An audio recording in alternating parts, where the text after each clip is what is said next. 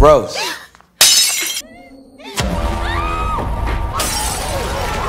Almost time, Rose.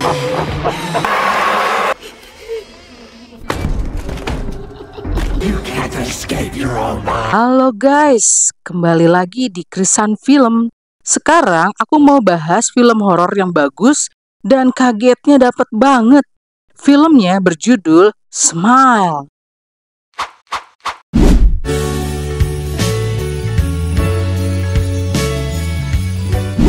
Filmnya diawali seorang anak kecil yang bernama Rose Cotter yang melihat ibunya yang sedang terkapar di tempat tidur karena obat-obatan.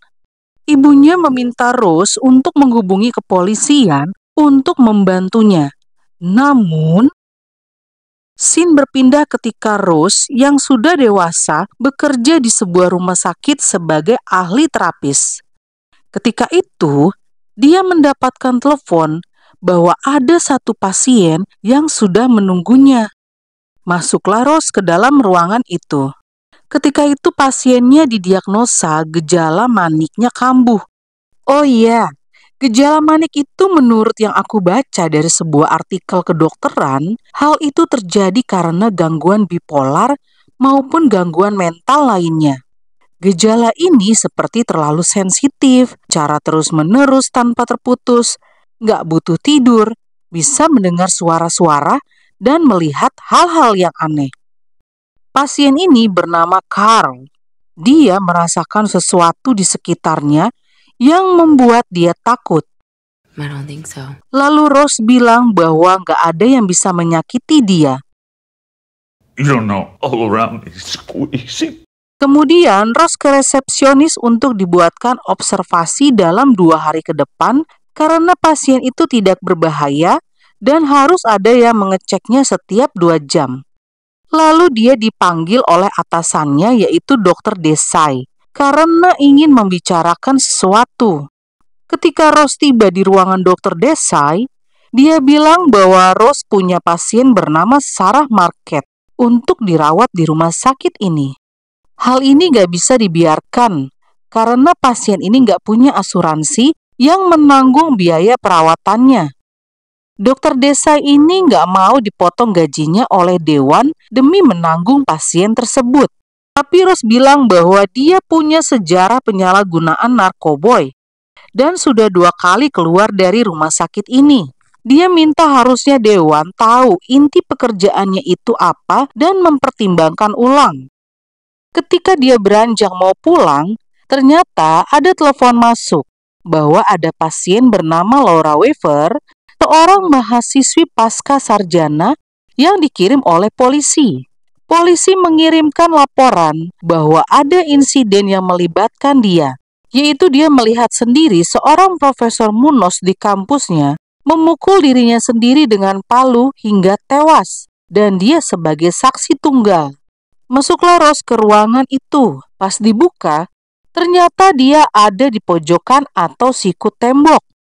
Rose berkenalan dengan wanita itu dan mengajaknya duduk di kursi itu. Tapi dia sangat ketakutan dengan omongannya si terapis ini.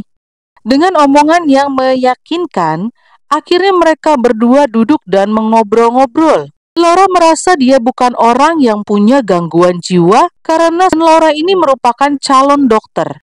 Kemudian dia cerita bahwa dia melihat sesuatu yang gak bisa dilihat oleh orang lain selain dirinya. Dia seperti manusia, tapi bukan manusia.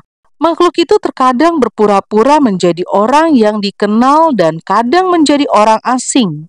Kadang menjadi kakeknya yang meninggal ketika usia 7 tahun. Rose pun makin bingung sama penjelasan Laura ini. Dia bertanya, apakah orang itu ada di sini? Apa yang terjadi ketika Laura melihat makhluk itu? Laura bilang bahwa makhluk itu tersenyum kepadanya. Dia merasakan akan hal yang mengerikan terjadi pada dirinya. Dia nggak pernah merasa setakut ini ketika melihatnya. Rose bertanya lagi, apakah ada keluarganya yang mengalami halusinasi semacam ini? Tapi Laura menjelaskan bahwa ini bukanlah halusinasi. Dia merasakan hal yang mengerikan terjadi pada dirinya. Dia nggak pernah merasa setakut ini ketika melihat sesosok itu. Rose bertanya lagi, apakah ada keluarganya yang mengalami halusinasi semacam ini? Tapi Laura menjelaskan bahwa ini bukanlah halusinasi. Makhluk ini nyata dan akan melakukan sesuatu kepadanya. Rose kembali menjelaskan bahwa terkadang ketika kita kelelahan secara emosional atau mengalami trauma hebat, pikiran kita jadi terganggu. Laura pun marah dan ketakutan kalau apa yang dijelaskan sebelumnya itu nggak didengarkan baik-baik.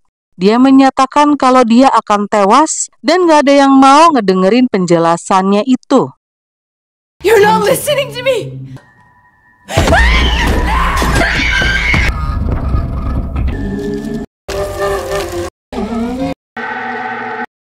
Sontak Rose itu pun kaget melihat si Laura terpental ke belakang karena dia ketakutan melihat makhluk itu. Dia pun memanggil pengawasnya untuk segera datang.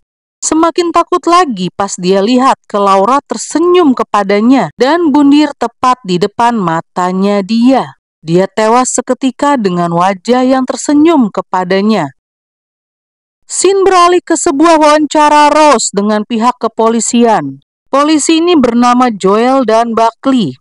Joel ini ceritanya adalah mantannya si Rose. Dia ditanya-tanya mengenai meninggalnya si pasien ini. Jasadnya akan dibawa ke keluarga agar bisa disampaikan kematiannya karena apa. Kemudian si Rose menceritakan kejadiannya sebelum meninggoy. Kalau Laura menderita psikosis trauma akut atau delusi paranoid. Sebelum meninggoy, Laura tersenyum kepadanya. Lalu Rose pulang ke rumahnya. Di rumahnya itu ada kucing kesayangannya bernama Mastes. Pas mau mandi, ternyata ada noda darah yang menempel di bajunya yang buat dia kaget. Padahal kejadian bundirnya itu jaraknya agak jauh dari dia. Rose. Tiba di malamnya, ketika dia lagi minum dan menunggu tunangannya, tiba-tiba sontak dia pun kaget dan gelas yang dipegangnya jatuh hingga pecah. Dia melihat sosok si Laura dan ketika itu tunangannya yang bernama Trevor datang yang memanggil namanya. Trevor menenangkan si Rose ketika dia mendengar cerita dan kejadian mengerikan yang dialaminya hari ini. Kemudian, mereka pergi untuk makan malam bersama kakak perempuannya yang bernama Holly dan suaminya bernama Greg. Di tempat itu, Holly terus berbicara dan Rose yang terdiam sejak kejadian menimpa dirinya di rumah sakit itu. Holly bertanya kepadanya gimana untuk hari Sabtu, yaitu ulang tahun anaknya yang ke-7. Rose menjawab nggak bisa datang karena bekerja. Mereka pun berdebat. Karena seharusnya si Rose lebih baik keluar dari sana karena jam kerja yang parah dan gak bikin kaya raya. Lalu Trevor membela tunangannya, yaitu Rose. Kalau dia menjadi dokter karena keinginannya dan dibayar gratis. Scene berpindah ke paginya.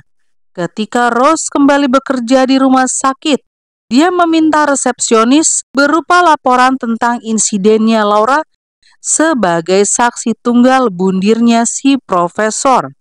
Kemudian Joel datang menemui Rose untuk melihat keadaannya. Dia meminta maaf karena waktu pembuatan laporannya, dia nggak tahu kalau Rose menangani si Laura.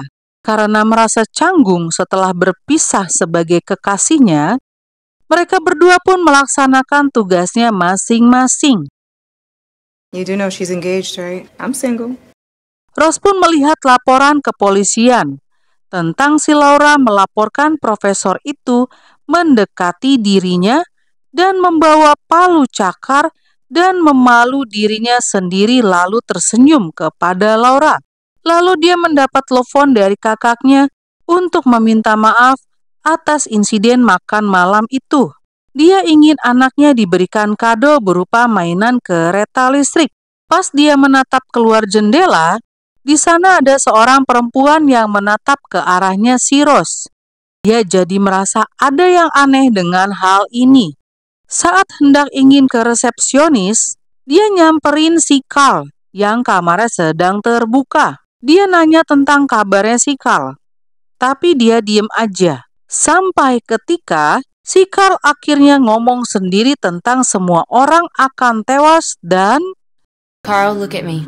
You're going to die! You're going to die! sontak si Rose pun kaget ketika mendengar kalau dibilangnya dia akan tewas. Dia meminta bantuan untuk pasien si Carl ini harus dikurung. Setelah datang perawat lainnya, si Rose melihat ternyata si Carl itu lagi tiduran di kasurnya. Scene berpindah ke Rose yang bertemu dengan Dr. Desai. Rose bilang kalau si Carl itu agresif dan bertingkah seperti psikotik. Lalu Desai bilang kalau Carl ini sudah banyak keluar masuk di rumah sakit ini dan gak pernah sedikit pun menunjukkan perilaku agresif itu. Sejak insiden si Laura, Rose sangat mungkin menganggap si Carl ini berbahaya bagi dirinya sendiri yang membuat reaksi seperti itu. Lalu si Rose diminta untuk cuti selama seminggu dan gak dipotong gajinya. Dia sangat khawatir ketika si Rose bekerja 80 jam seminggu selama berbulan-bulan dan kurang tidur. Kita nggak bisa membantu pasien kalau kondisi kesehatan jiwa kita juga terganggu. Dia diminta kembali dalam seminggu dan bisa lebih fokus lagi seperti sebelumnya. Pulanglah si Rose dari rumah sakit itu. Dia mampir ke toko mainan untuk membeli kado kereta listrik buat si ponakannya itu. Saat tiba di rumahnya, dia membungkus kado itu dan melihat pesan dari tunangannya yang memberikan semangat.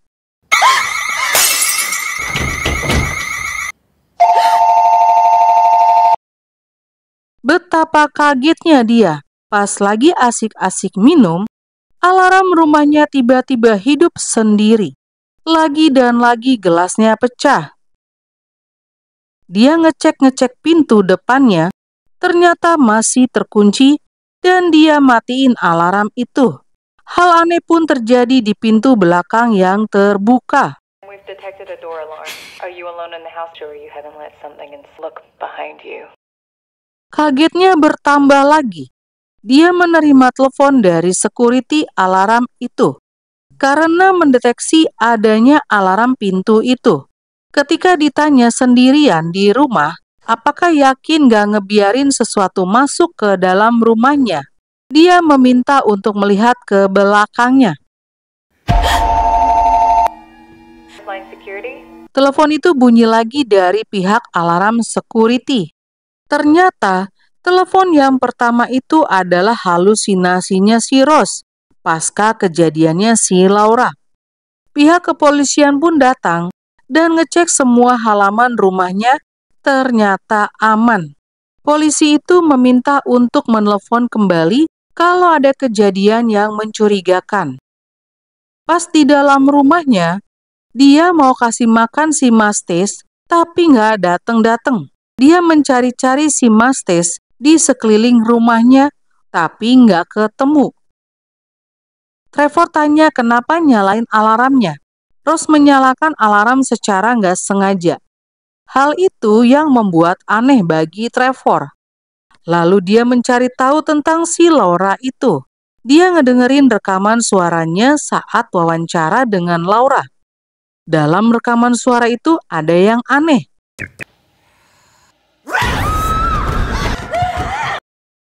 Sungguh teramat kaget.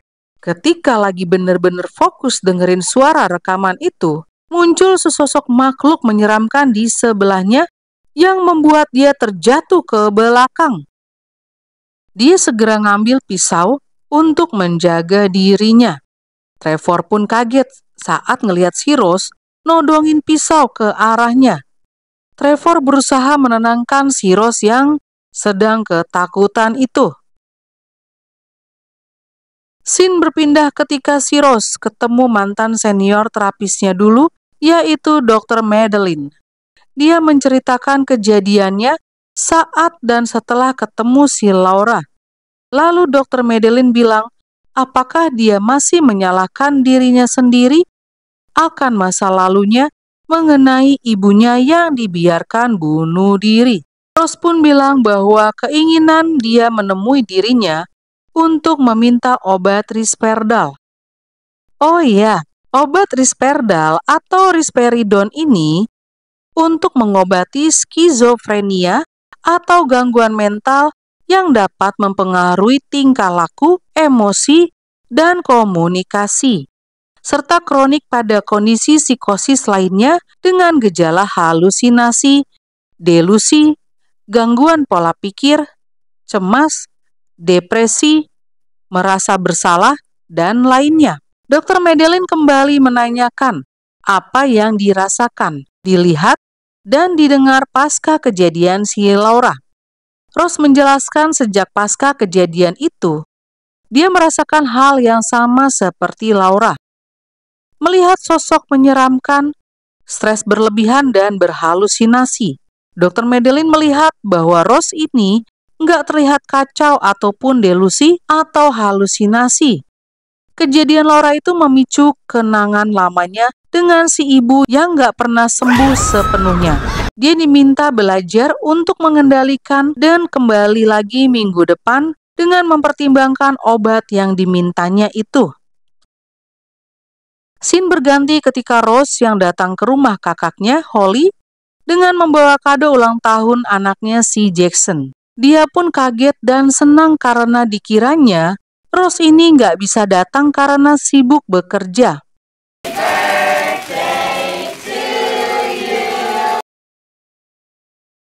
Ketika itu Jackson membuka kado yang diterimanya mulai dari yang pertama. Isinya berupa tembak-tembakan. Tiba waktunya kado dari bibinya Rose pun dibuka. Sontak dia dan semua orang di sana pun sangat kaget. Rose pun sangat sedih melihat kucing kesayangannya mati. Dia meminta semua orang di sana untuk percaya kalau Rose bukan penyebab semua ini. Dia melihat ada sesosok perempuan yang ada di kursi itu, tapi yang lainnya nggak ada yang melihat itu. Dia pun dikejutkan tepat di depan mukanya yang membuat dia jatuh menghancurkan meja di sana. Rose pun dibawa ke IGD. Ketika itu si Dr. Desai datang menemuinya karena menerima kabarnya si Rose.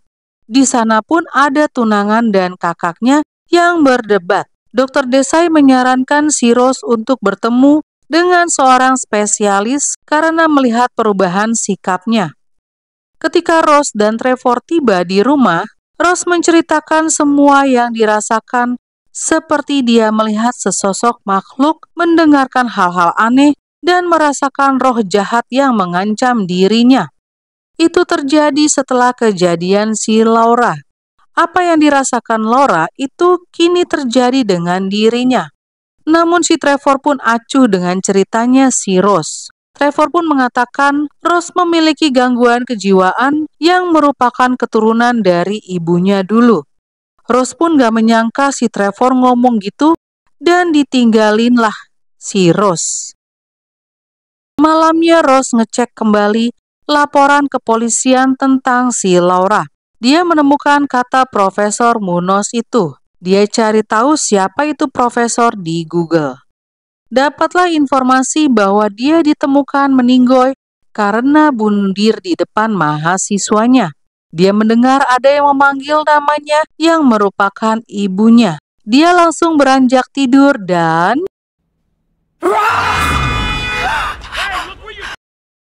ketika itu dia mendatangi rumah Profesor Munoz. Dia bertemu dengan istrinya dan diceritakan semua yang dialami si profesor itu. Mulai dari bicara sendiri, bangun tengah malam, paranoid, melihat sesuatu, melakukan hal aneh, dan menerima kabar bahwa dia meninggoy.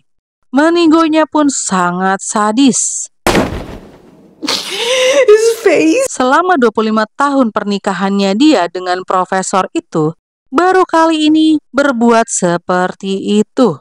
Rose bertanya apakah si profesor pernah mengatakan melihat sesuatu itu apa. Kemudian dibawalah dia ke kamarnya si profesor. Di sana banyak gambar-gambar seram, sosok iblis, dan gambar yang terlihat hanya gigi dan mulut yang tersenyum. Dan ada seorang wanita yang melihatnya bunuh diri, tapi nggak ada laporan siapa wanita itu. Rose bilang bahwa suaminya itu nggak gila. Dia bilang bahwa apa yang dilihat profesor itu adalah nyata dan itu dirasakan oleh dirinya. What are you, a f***ing nutcase? Get the f*** out of my house! Istrinya pun mengusir si Rose dari rumahnya. Scene berganti ketika itu, dia mendatangi mantannya yaitu Joel, yang merupakan seorang kepolisian juga. So, what's up? Dia meminta tolong kepadanya mengenai laporannya si Profesor Munoz itu. Laporan di wilayah lainnya bahwa Munoz tinggal di hotel di mana wanita itu bunuh diri.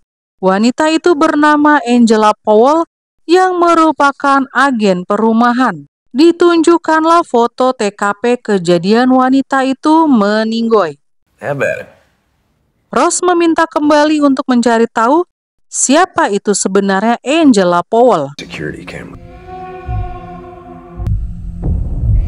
Kemudian ditunjukkan kamera CCTV yang ada di laporan itu. Mereka berdua pun kaget setelah melihat kamera CCTV itu.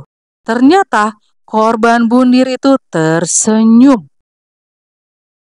Rose, who are these people? What's going on here? I'm so confused right now. Rose pun pulang ke rumah dan ingin bicara dengan Trevor dengan membawa berkas-berkas atau foto-foto yang didapatkan dari Joel.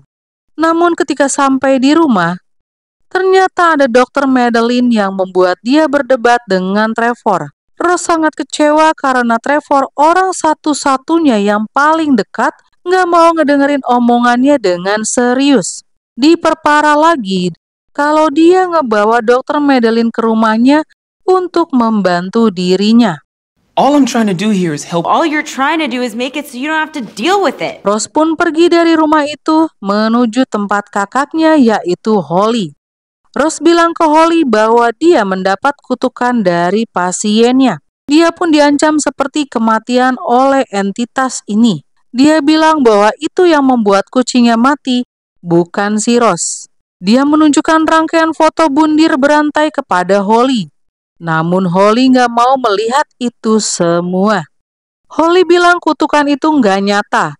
Dan dia bilang ucapannya ini sama dengan kejadian ibunya dulu. Rose mengeluarkan perkataan yang membuat Holly marah, yaitu tentang dia dan keluarganya. Holly meminta Rose jangan pernah datang ke sini dalam kondisi seperti saat ini. Dice Jackson, okay? Holly. Tiba-tiba, Holly nyamperin si Rose dan mengetuk kaca mobilnya. Sontak Rose pun ketakutan melihat terlepas.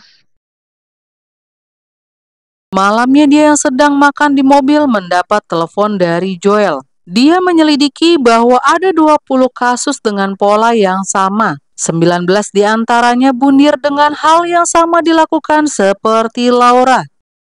Namun satu kasusnya polanya berbeda.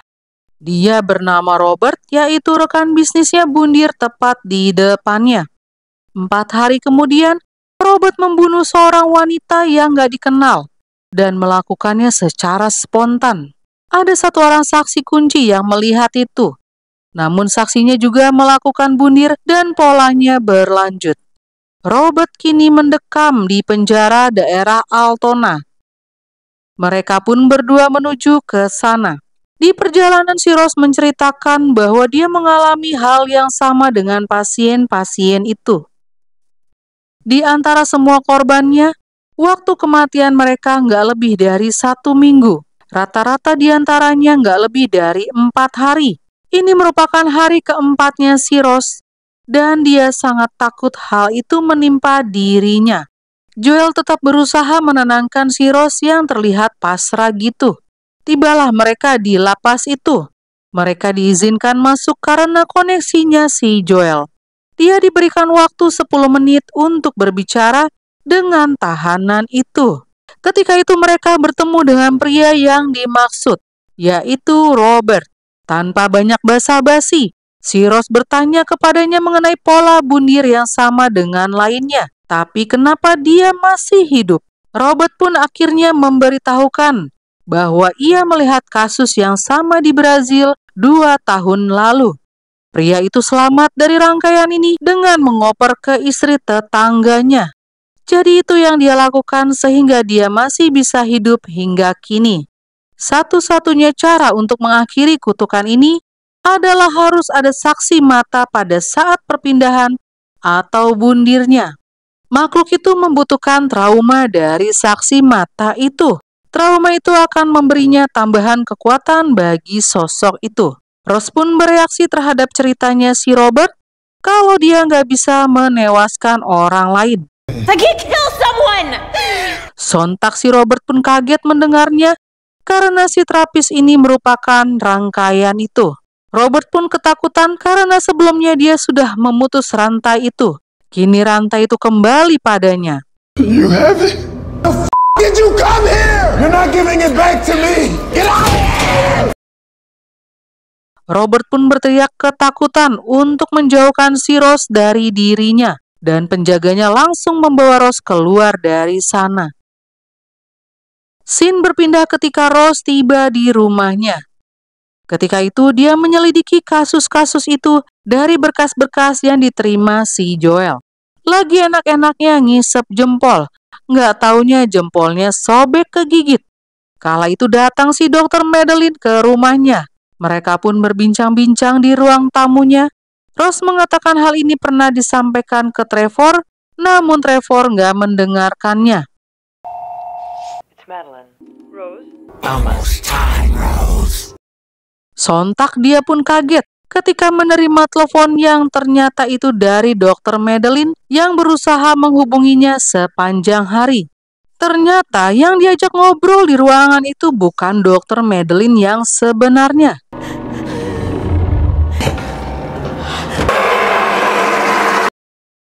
Dia sosok iblis yang menyeramkan yang dapat merubah dirinya menjadi orang lain. Seperti yang di awal disampaikan si Laura, terkadang makhluk ini bisa menjadi orang yang dikenal, bisa juga menjadi orang asing.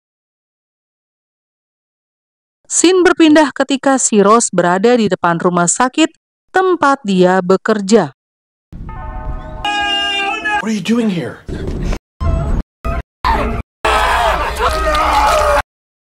Kembali lagi dia berhalusinasi kalau dia menusuk si Carl, pasiennya dia sebelumnya. Dia kembali bertemu dengan Dr. Desai di parkiran dan ingin mengajaknya ngobrol-ngobrol di dalam supaya lebih tenang. Relax, I'm gonna make a phone call, alright? Dia langsung kabur dari sana. Di perjalanan dia dapat telepon dari si Joel yang khawatir si Rose ini dicari polisi. Rose menjelaskan bahwa makhluk ini membutuhkan orang lain agar bisa bertahan hidup. Maka si Rose memutuskan itu untuk hidup sendirian supaya nggak ada korban lain. Sehingga makhluk itu bisa lenyap. Tiba dia di rumah lamanya. Rumah itu merupakan tempat tinggal dia dengan ibunya dulu. Rumahnya yang terbuat dari kayu kini berubah menyeramkan terlihat dari luar. Dia masuk ke rumah itu dan melihat-lihat kenangan-kenangan dia dulu di rumah itu. Rumah itu jadi terbengkalai ketika ibunya meninggoy dan Rose keluar dari rumah itu. Dia membuka kamar ibunya itu dan teringat kejadian di mana sebelum ibunya meninggoy. Call for help. Dia menutup semua jendela dan pintu agar nggak ada yang bisa melihat dia di sana. Bahaya jika ada saksi mata yang melihat dia dan berpindah ke saksi mata itu. Tiba di malamnya, dengan lampu seadanya yakni petromak, dia menunggu makhluk itu datang kepadanya. Dia kembali ke kamar ibunya. Ternyata dia melihat di sana ada ibunya yang sedang menangis. Ibunya sembari menangis, merasa menyesal karena nggak bisa menjadi seorang ibu yang baik baginya. Di sana ibunya bertanya, kenapa dia membiarkan dirinya tewas dan nggak manggil bantuan.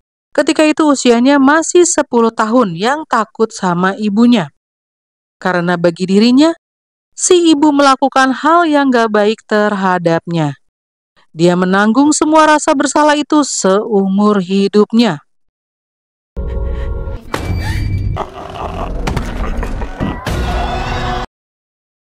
Wadidaw, keluar sesosok makhluk menyeramkan yang sangat tinggi menghampirinya.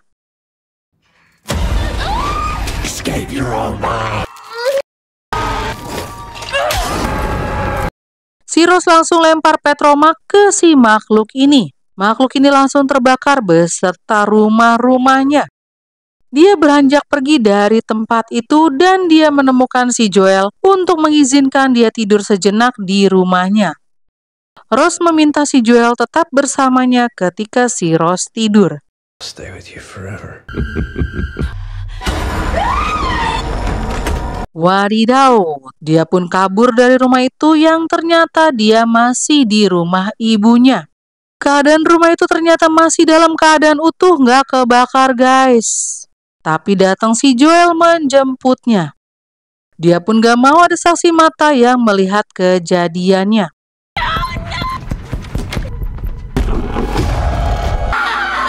Makhluk itu kembali datang menghampiri si Rose dan masuk ke dalam tubuhnya Rose. Ketika pintu itu bisa kebuka sama si Joel, dia melihat sekelilingnya dan bertemu dengan si Rose. Joel yang menyaksikan si Rose tersenyum dengan membakar dirinya yang membuat dia ketakutan hingga membuat trauma si Joel.